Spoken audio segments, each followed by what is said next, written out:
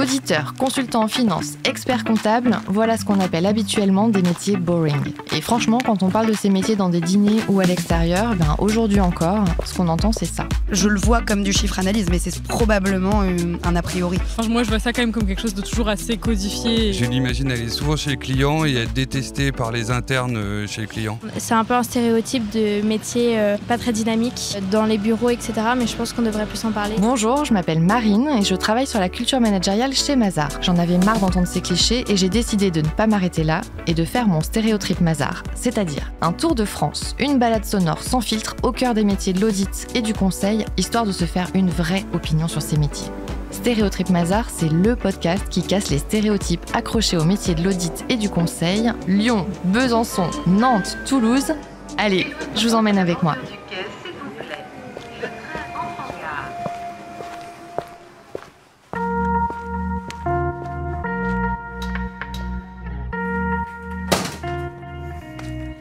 Bonjour Marine. Salut Mathilde. Ravie de te recevoir aussi. Et oui, on est dans le sud, on est à la Beige exactement, dans la périphérie de Toulouse. Et du coup, tu vas m'emmener où pour cette interview ? On va aller dans un petit endroit sympa, près du lac. Viens avec moi, je t'emmène. Allez, ça y est, on arrive au lac. Écoute, je suis ravie d'être avec toi, Mathilde, aujourd'hui, parce que tu représentes un métier dont on ne parle pas souvent. Oui. L'audit social. Donc, tu vas nous raconter ça, bien évidemment. Oui. Tu as fait des études RH, gestionnaire de paye. Tu as Tout à fait. Première expérience dans un cabinet d'expertise comptable à Rodez. Ensuite, tu as rejoint le bureau de Mazars Toulouse. Tout à fait. En tant que responsable adjointe du service social. J'aimerais bien que tu te remettes un peu dans cette peau-là de la Mathilde arrivée chez Mazars. Oui. Ce petit rapport d'étonnement. Est-ce qu'il y a des choses qui t'ont surprise en rejoignant Mazars ? Oui. Quelles sont les choses Oui, parce que, alors effectivement, mon ancienne expérience était donc dans un petit cabinet. Et donc, je suis arrivée chez Mazars. Là, déjà, Mazars Toulouse, plus de 100 collaborateurs. Donc, déjà beaucoup plus vivant. Et puis, avec un super esprit, j'ai trouvé que tout le monde était à l'écoute, bienveillant. Il y avait vraiment ce côté humain où tout le monde se parle, etc. Et puis, ce qui m'a plu aussi, c'est qu'on m'a laissé innover. Puisque moi, je suis arrivée en tant que responsable adjointe du service social. Puis, j'ai senti qu'il y avait vraiment une opportunité de développer une mission parce que, en fait, les auditeurs étaient très demandeurs sur la partie RH, paye, etc. Je me suis dit, mais il y a plein de choses à faire. Donc du coup, j'ai proposé tout simplement à mes associés de créer cette mission d'audit social et de conseil RH aussi. Donc ça veut dire que là, tu as les deux casquettes ? Alors, donc, quand je suis rentrée, effectivement, j'étais responsable adjointe. Depuis, j'ai évolué. Quand on m'a proposé le poste de responsable du service social, j'ai dit OK. Mais je dis, ce que j'aimerais bien, c'est pouvoir continuer finalement à développer mes missions d'audit social. Génial, et là on me dit oui. Et là, ça aussi, c'est ça qui m'a plu aussi. C'est qu'on m'a dit, OK, allez, on t'aide, on te laisse développer le truc, on fait le bilan dans quelques mois et puis on verra ce que ça a donné. Donc clairement, on t'a donné quelque part carte blanche sur ce projet. Et c'est ça qui m'a plu, c'est qu'on me laisse la chance en fait de tester mon projet. Des fois ça ne fonctionne pas, des fois il y a des échecs. Par exemple, on a essayé de lancer un outil d'audit, puis finalement on s'est rendu compte que c'était pas du tout adapté et on a dit non, ça va pas, on va chercher autre chose, on va faire autrement. Donc voilà, il y a cette possibilité d'avancer, de tester. Et puis, on a le droit de se tromper. Parce que si tu commences un projet en te disant, oui, mais alors si je me trompe, qu'est-ce qu'on va me dire ? Du coup, on va plus me faire confiance. Non, on te laisse directement le droit à l'erreur. Il y avait aussi la question de liberté. Parce que j'ai le droit de m'organiser comme je veux, je suis pas fliquée. Je suis assez, pardon de t'interrompre, mais ça me surprend énormément parce que on a plutôt le préjugé de structure pyramidale, donc très hiérarchique, donc il faut attendre X années pour avoir le droit de, la confiance doit se gagner, etc. Et là, ce que tu me dis, c'est carrément tout l'inverse. Déjà, tout dépend dans quel cabinet tu tombes. Faut pas se leurrer. Je pense que Mazars est vraiment aussi dans cette lignée de on modernise la vision RH, on décloisonne un peu tout ça et puis on laisse beaucoup plus la place à l'innovation. Donc là, on nous donne cette possibilité. Allez, viens Marine, on va continuer la balade. Je t'emmène sur le pont. Top. Fais gaffe, ça tangue un peu. Ah, ouais, en effet. Bon. Par contre, je vais faire une petite aparté parce que la notion d'audit social, oui, c'est vrai. En réalité, même si je comprends dans les grandes lignes, je veux bien que tu m'expliques un peu plus précisément Oui, c'est vrai que ça fait peur un peu ce mot audit social. On se demande ce que c'est. En fait, c'est assez simple. Hein. En fait, on analyse les process RH et paye et on essaye de mettre en évidence les risques sociaux.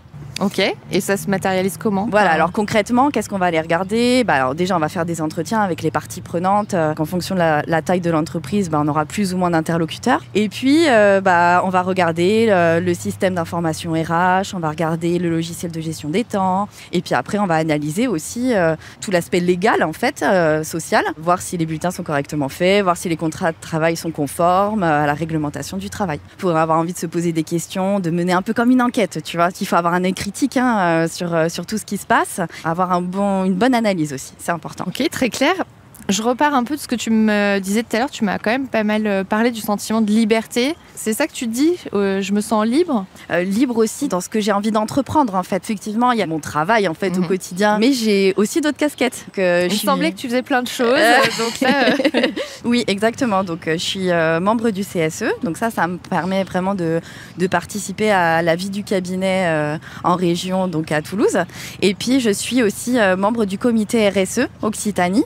Donc là, en fait, on essaye d'avoir une main plus verte finalement et plus écologique et de faire des actions en ce sens et de sensibiliser les collaborateurs. Mais même au niveau national, je suis référente nationale paye et ça c'est super aussi parce qu'en fait ça me permet d'avoir plein de contacts parce que Mazars c'est pas que Toulouse finalement, c'est une grande famille et c'est super intéressant.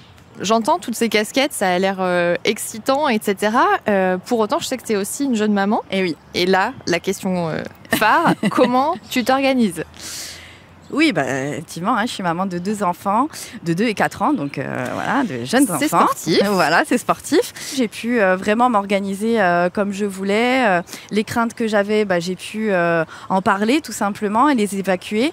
Et puis au quotidien, clairement, je vais être honnête avec toi, le télétravail, pour moi, ça a été une opportunité. Que moi, ça m'a permis de pouvoir moduler mon travail avec ma vie de jeune maman, aller chercher mes enfants à l'école, travailler avant, après. Enfin, plus moi, j'habite pas à côté, donc j'ai 3 quarts d'heure de route pour venir à la Beige.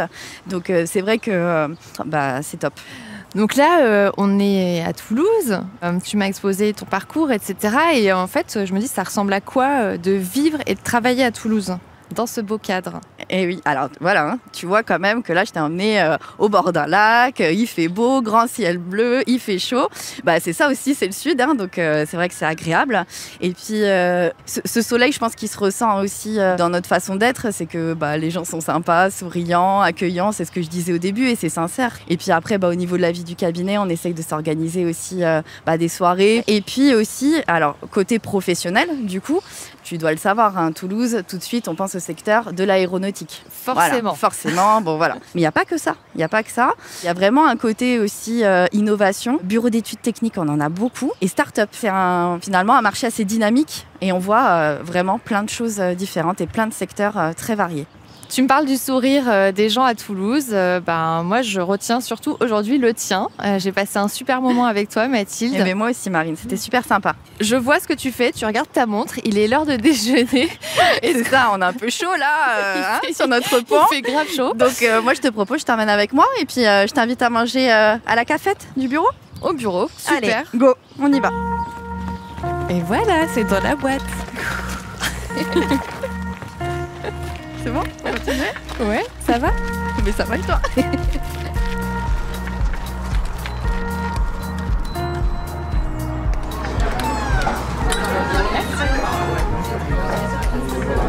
même pas du coin. Et non, je suis pas du tout du coin à la base, je suis de Paris. Mais du coup, t'as grave pris l'accent, quoi. Mais oui. Merci d'avoir écouté le podcast Stéréotrip Mazars. On se retrouve très vite dans une autre région pour casser d'autres clichés. Allez, salut!